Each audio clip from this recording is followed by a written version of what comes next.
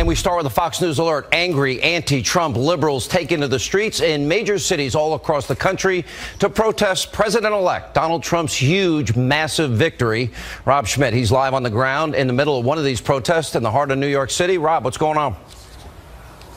Sean, this was thousands of people here tonight. This protest started at about 6 o'clock in Union Square, a little closer to downtown and lower Manhattan.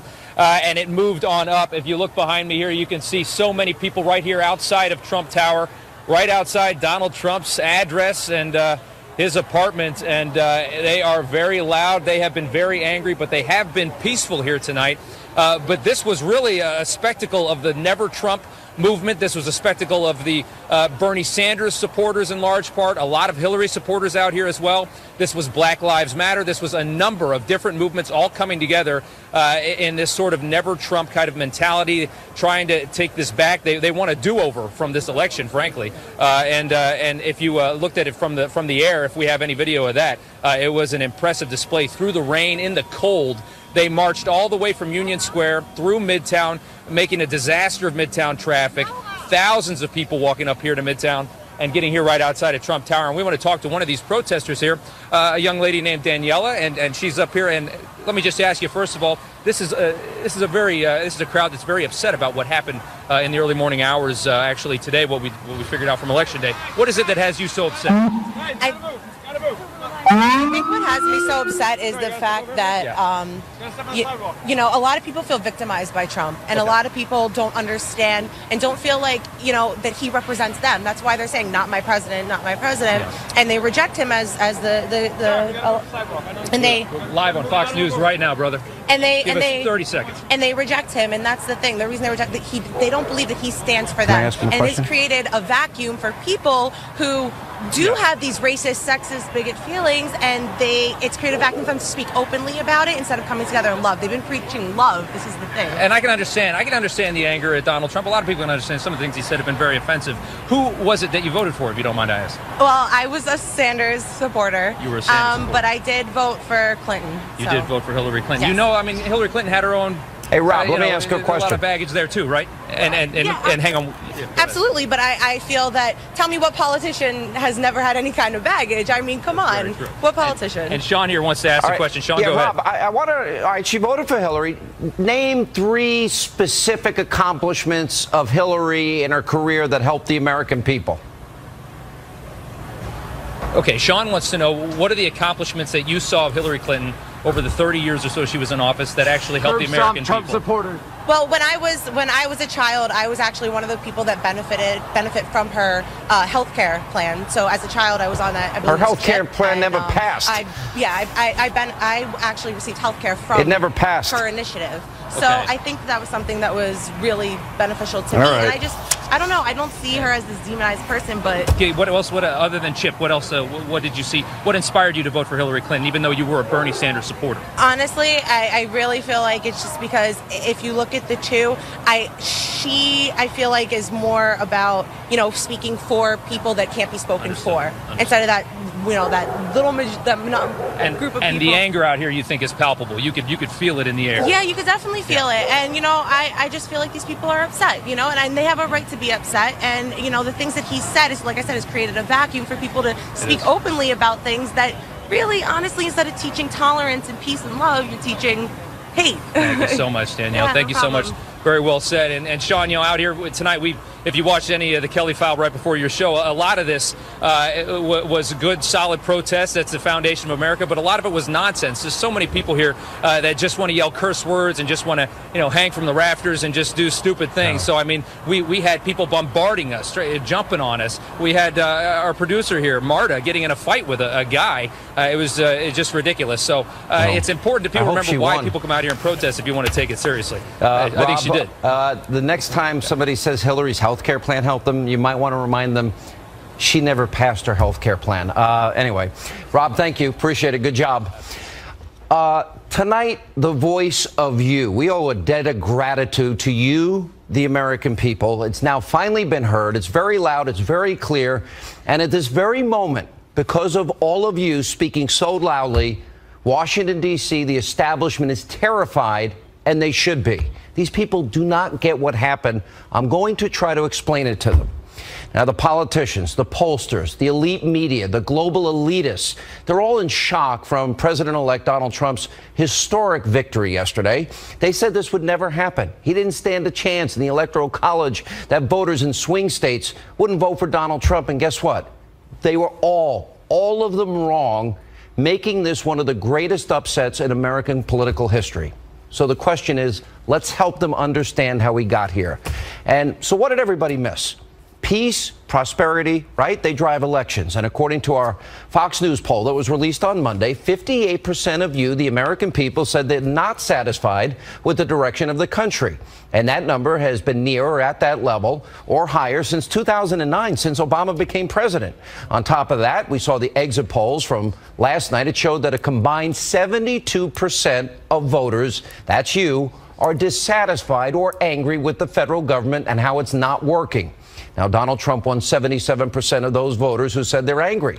You also have to look at the 40% of voters who said they wanted a candidate who could bring about change. 83% of those particular voters, they voted for Donald Trump. Now, to me, it's pretty obvious why voters felt that way, because the last 8 years have not been good under President Obama. Look at these numbers. Pay very close attention. These are real people, real Americans, real suffering, needless suffering. The lowest labor participation rate since the 70s. Almost 95 million of our fellow Americans are suffering and out of the labor force. The worst recovery since the 1940s. The lowest home ownership rate in 51 years. We now have 43 million of our fellow citizens on food stamps, 12 million more since Obama took office. Over 43 of our fellow citizens, 43 million Americans, they live in poverty.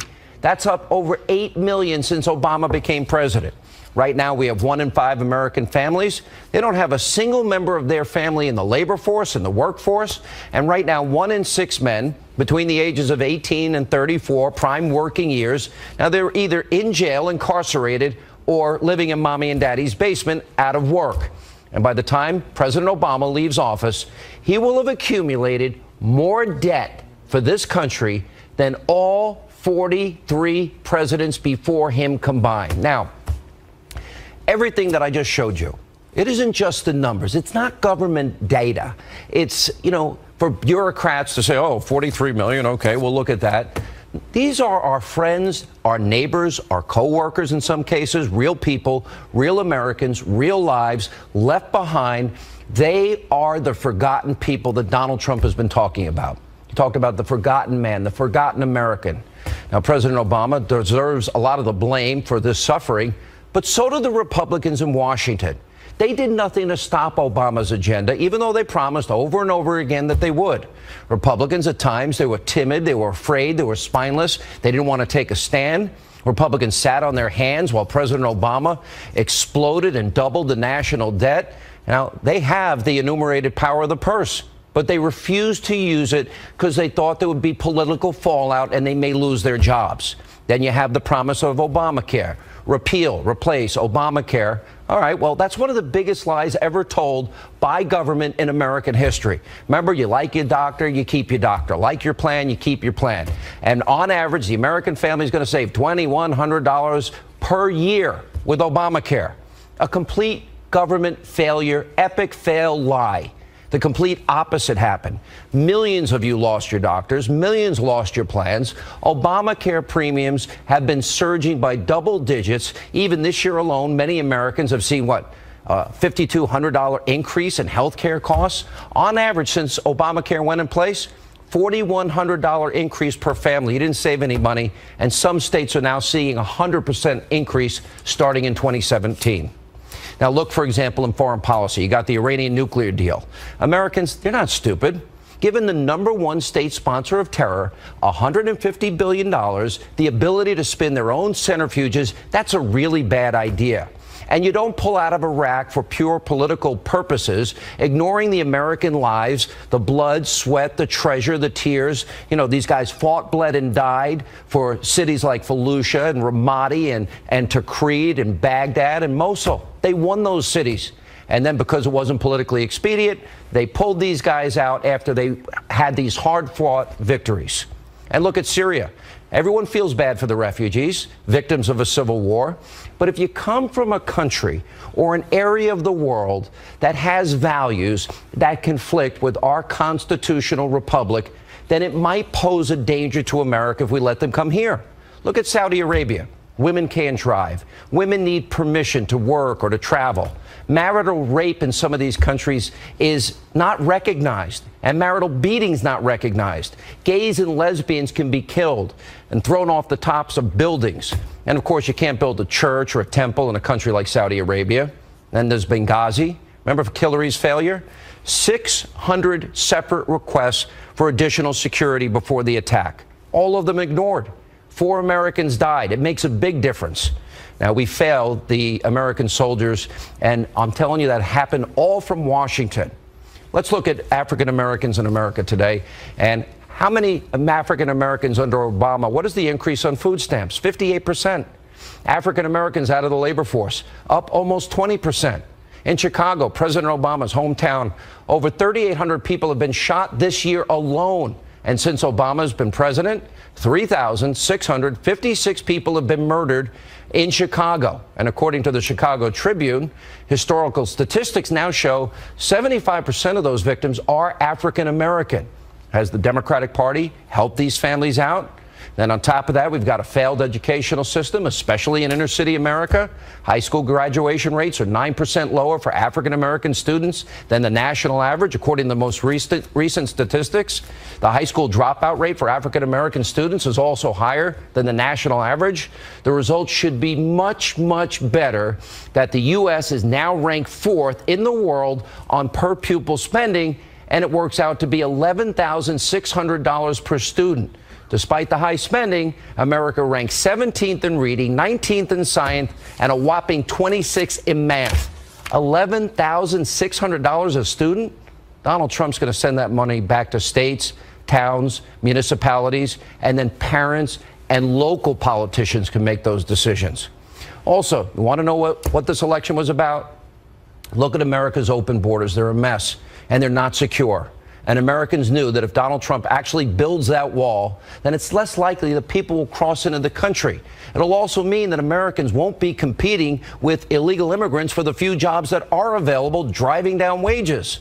And lastly, Americans know that we can become energy independent. And that means we don't have to deal with countries that hate our guts. We have more natural resources here in America that will literally, the lifeblood of our economy, that will fuel this country for generations to come, create millions of high-paying jobs and careers. Now, by the end of this week, I will outline the agenda that I believe that the forgotten people need so that the rungs of the ladder will be put back in so they can climb to success themselves. Those Americans that all these D.C. politicians, Republicans, Democrats, have ignored for way too long. Get people back to work. They can climb out of the pit that big government has put them in. I said that I'm, going to spend a lot of time naming names on this program. Well, I'm not sure if I will. I want the agenda advanced and as quickly as possible. Now, I'll say this to the politicians in Washington. I don't care if you have an R before your name, a D before your name. You either get on board solving these problems for these suffering Americans, I'm done with you. You either fix the problems, do your job, risk your career, be bold, be courageous, show vision, or get out of the way. That's how I feel. I'm also going to be calling out the abusively biased and corrupt media. WikiLeaks has shown us there is corruption in our media at a level we have never known. It's an informational crisis in America, and it is doing the American people, you, a grave disservice. Back in 2008, I said journalism was dead. But as WikiLeaks has exposed, it's far worse than any of us ever imagined. We now know that Donna Brazile over at CNN, the Clinton network, she's handing over debate questions so Hillary can cheat.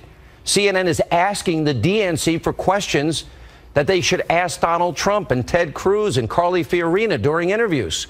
Reporters asking the Clinton campaign for approval before they publish their stories. These so-called journalists allowed the campaign to edit quotes. John Harwood, CNBC, he was offering the campaign advice and bragging about going after Trump when he was a moderator at a debate. Well, that's the least of it. Now, WikiLeaks exposed how dozens of so-called journalists from all these major outlets, except the Fox News channel, were invited to eat dinner, wine and dined by John Podesta at his house. We'll be getting all of that out to you, but let me show you what this election is all about. Look at this painting right there. I love this guy. His name is John McMartin. Let's put it full screen if we can for a minute. It's called The Forgotten Man. And if you look there, there's a President Obama stomping on the Constitution.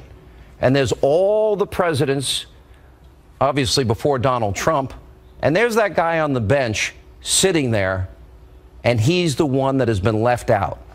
The people of Wisconsin, Ohio, Iowa, the people of Michigan, Pennsylvania, and all across this country, they saw this election for what it was: massive government failure, a massive decline, a precipitous decline in this country, and men and women, our fellow citizens, forgotten, like that guy on the bench.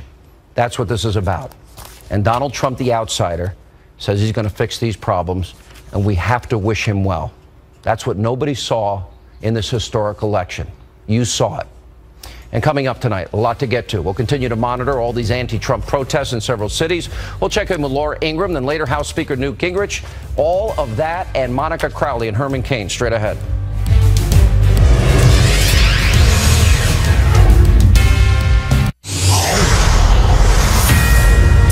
And this is a Fox News alert. Angry anti-Trump protesters and protests breaking out in major cities now all across the country after Donald Trump's major electoral victory. We're going to be following those closely tonight. Joining us now with reaction, the editor-in-chief of Life Z, Fox News contributor, and a nationally syndicated radio host. I had the honor of being on our show this morning. Laura Ingraham, you are one of the few.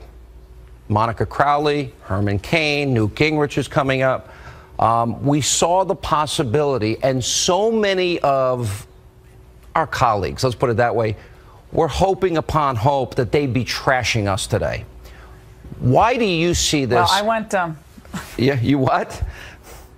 Yeah, I went on Twitter before when I was listening to your report, and I just started posting flashback prognostications from a year ago and summertime. It's over. Hillary's won the presidency. Donald Trump can never win the presidency. Our friend Eric Erickson, I've disinvited him from Red State. I'm sorry, but I do think it's not gloating. It's a realization that the forgotten people, as you described so aptly, have looked for a champion. Not someone who's perfect, but someone who they know when push comes to shove will fight for them. First, fight for their interests, fight for their future, fight for their children. And they found that person in Donald Trump. And they found it on the issues of trade, of globalization, of borders, of Obamacare. And as you pointed out, Sean, calling out the politically correct verbiage that is propagated on college campuses. A lot of the protesters that you're seeing tonight with their foul language and their disrespect, they embody what is being taught on college campuses: illogical thinking, poor grammar, bromides, cliches. There's no real substance. It's just an emotion. Everyone's emoting tonight.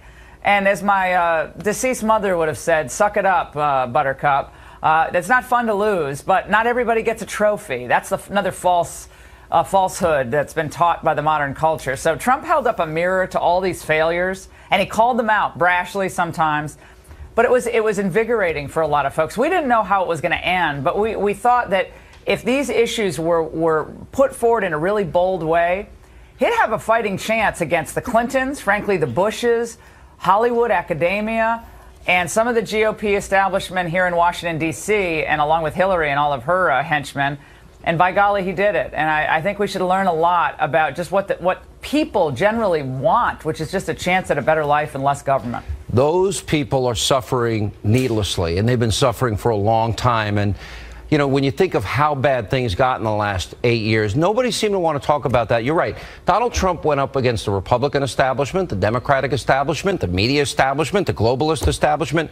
You know, Brett Baer, they asked me to call in last night, so I called in, and he asked me, well, I saw that. How is Donald Trump going to deal with House Republicans and Democrats? And I said, I don't think that's the question. I think it's how are they going to deal with him? Because he will set the agenda. Yeah. He has the mandate, not those people that in part created the opening for him, I would argue. Yeah, you're absolutely right. I mean, he's the one who was elected. He's the one who took the slings and arrows of the Democrats, again, the Bushes, the Clintons, the Obamas, all the Hollywood elites who like to campaign every 4 years for the Democratic nominee. He took that, he dished it out, but he also took it. And now is a time for those in Congress who haven't, didn't really have a light bulb on this until recently, to stand up and say, we hear you people, we hear the people of the country, we hear your concerns, and we're going to work tirelessly for your benefit, not for just the Chamber of Commerce or the Business Roundtable or for the big donors, but for the workaday person who sometimes has to, work at night or work 2 or 3 jobs just to get by. And if, as long as Donald Trump does that, and as he expands the understanding of what he's trying to do, this populist appeal, I think he should continue to push into inner city America. He shouldn't do what Bush did oftentimes, which is to write off the people. And Romney did that with the 47% comment. Don't write off any of America. Go into those inner cities. Continue to do that. Push into the Latino community, the black community. You bumped up the returns among Latinos and blacks 2% in each category. That's not bad, considering how he was vilified by the press for what he believed and what he said. So I think there's an enormous growth potential, both for the economy, Sean, and also for this populist message that a lot of those kids that are running around New York and Portland, Oregon tonight, they don't really understand. They've never been taught it in college campuses, and they certainly haven't been taught it at home, most likely. I think one of the more underreported platforms of Trump was his New Deal with Black America and African Americans, and that is that we're going to make your community safer, we're going to fix your schools, and we're going to create economic zones where people can obviously benefit. If he's successful in enticing multinational corporations by giving us one of the lowest tax rates in the industrialized world, and he allows the repatriation of trillions that companies won't bring in because of the high tax rate, what if he incentivized them even further to go into those communities that have been hit hardest with the highest unemployment numbers and where kids can't get summer jobs? And wouldn't that be helpful and show Republicans do care about Americans working, regardless of race, creed, color, background? Right.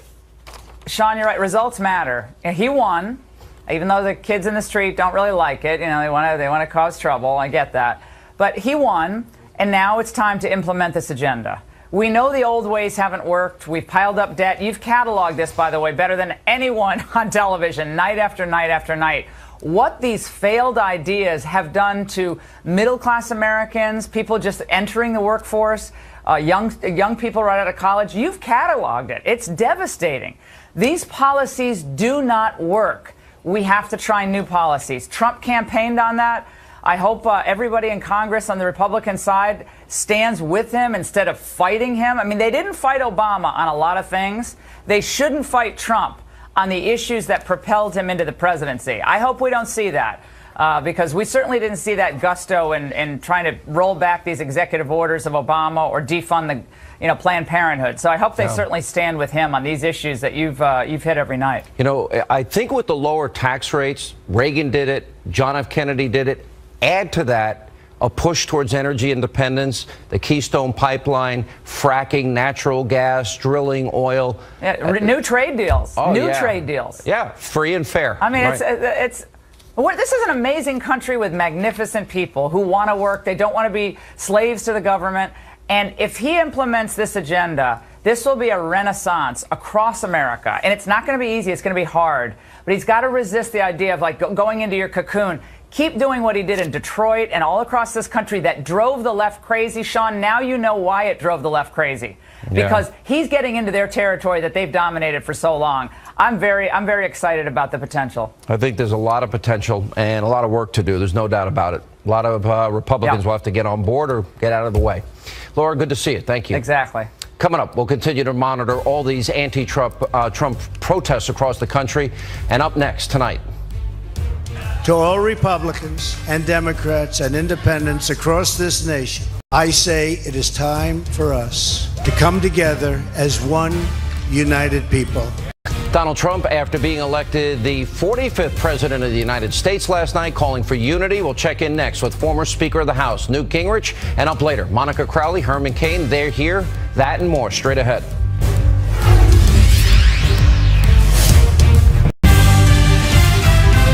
To all Republicans and Democrats and independents across this nation, I say it is time for us to come together as one united people. While the campaign is over, our work on this movement is now really just beginning.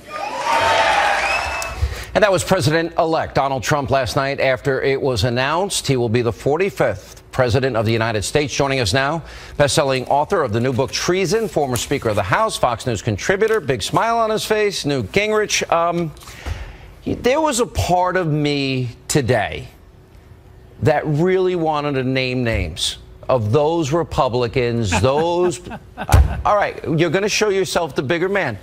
But I resisted the temptation to name names, all those people that sabotaged him, were not helpful, did everything to hurt him, and frankly, if they were successful, would be beating people like you and me over the head with a baseball bat and saying, oh, see, they were all wrong the whole time. But I didn't do it. Aren't you proud of me? Right. I'm very proud of you. I think it's a sign of your newfound post-victory maturity. All right. What do you... I mean, go ahead. Let me just say this because we've known each other so long. You and I, along with millions of other Americans, are just beginning one of the great adventures of our lifetime. The 8 years of Donald Trump are going to be among the most extraordinary, creative, inventive, exciting periods in all of American political history, and will, I think, both move America back to being great again, dramatically drain the swamp in Washington, and move our systems into the 21st century to provide much, much better experiences for every American. Now, my only point is, compared to all that, the little whiny, sniveling, negative cowards who were never Trumpers are beneath our paying attention to them. Let them drift off into the ash bin of history while we go ahead and work with Donald Trump and with the House and Senate Republicans to create a dramatically new future. Do you believe the old order Republican Party, I believe it's dead, and there's a new Republican Party, and hopefully one that's revitalized with bold colored differences, as President Reagan talked about? Do you worry about those old guard Republican establishment people eventually, as quickly as they can, turning on Trump and stopping progress that he's laid out and I think got a mandate for last night? Look, their technique won't be to turn on him. I remember this both with Reagan in 81, 82, and then with us once we got a majority in 94. Their technique will be to say, oh, be reasonable. Don't push too hard. Don't force the issue. Find a compromise with Democrats. Maybe he shouldn't name one of the justices who are conservative who's on his list. Maybe he should find a nice, moderate, acceptable to the Democrats. Down that road is a disaster. And so we have to be aware that the danger is not that they're going to actively fight. The danger is that they're going to offer honeyed words of subversion that undermines the entire movement to make America great again, undermines the entire Trump movement, which is beginning to change America. But I have a hunch, just based on today's conversations. We were in Charleston, now we're talking to you from Atlanta. And as I talked to people all around the place, one, lots of people walked up and said congratulations, including people who are for Hillary. They said, look, you guys won a great campaign, and we just respect that you did it. Two, there is a spirit here of what if we could actually come together to get big things done. Now, that doesn't mean backing off on anything, but I would suggest to you, for example, that a really dramatic infrastructure program will get at least half the Democrats to sign up for it and be exactly in the job-creating direction that Donald Trump has talked about for a year and a half. So there are ways to build the next 6 months that it becomes a really pretty remarkable majority-building project that sets the stage for greater economic growth, greater take-home pay on terms that Trump has campaigned on. I want to get to that, and let's go through the order of what you think the agenda ought to be and how he gets there. We'll have more with Speaker Gingrich right after this break. Also tonight, Monica Crowley, Herman Cain, they react to Donald Trump being elected the 45th president of the United States. Former Speaker of the House and Fox News contributor Newt Gingrich is with us. Should the old order, the people...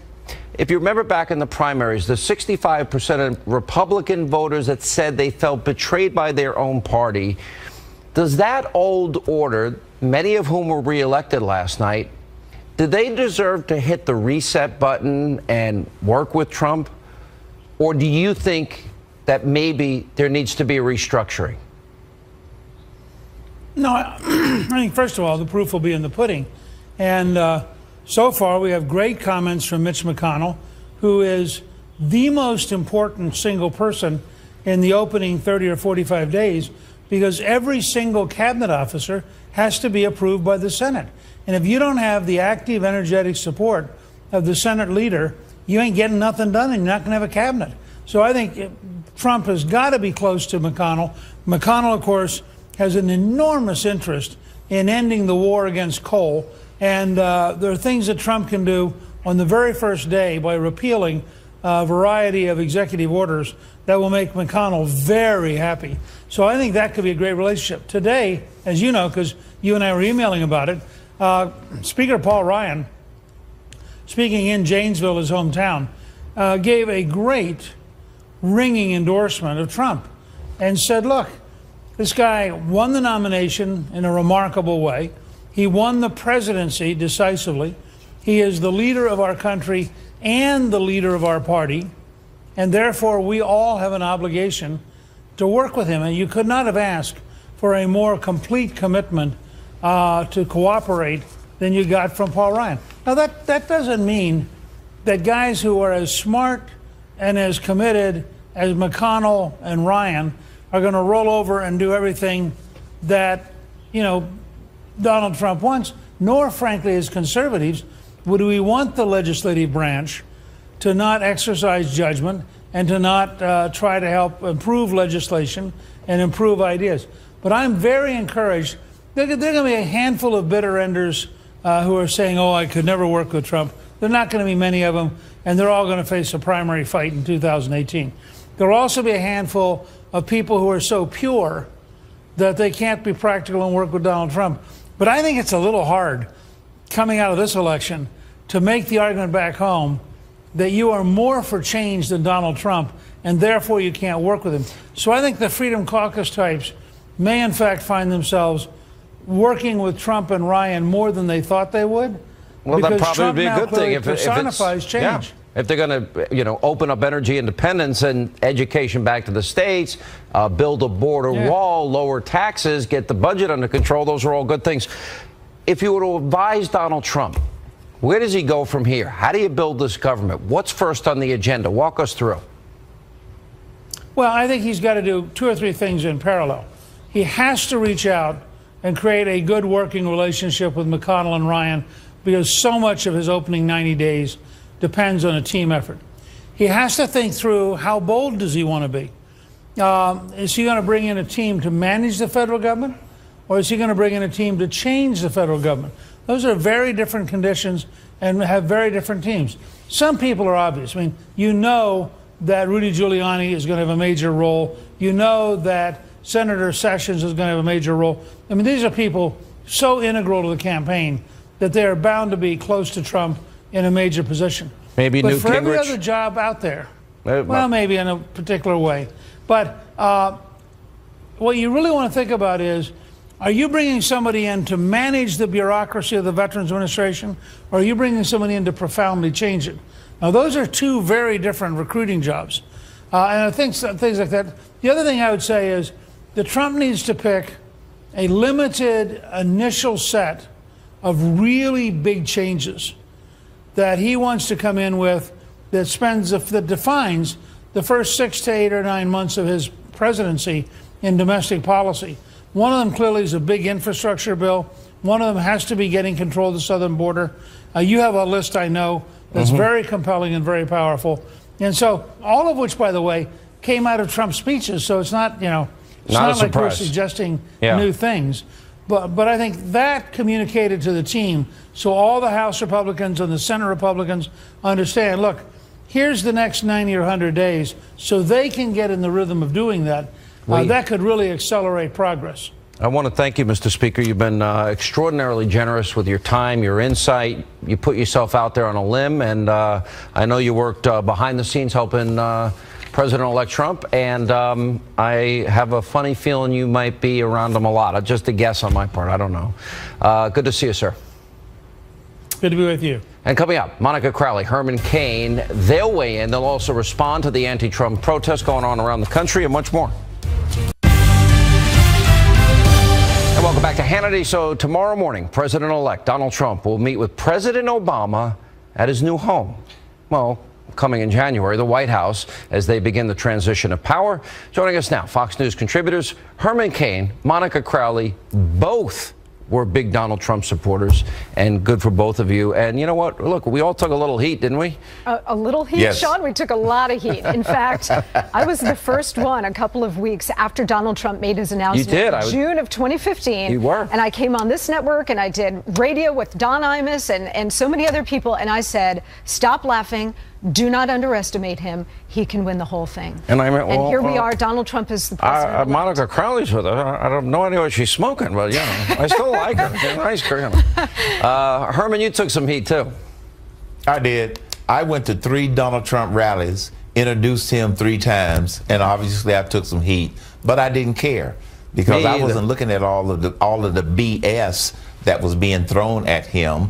And the people who went to the rallies, let me tell you, that was his ground game. Here's what nobody's talked about, Sean. 10,000 people show up for a rally, they're going to tell 10,000 people. That's his ground game. That was his ground game, and it worked. It was unconventional, but it worked.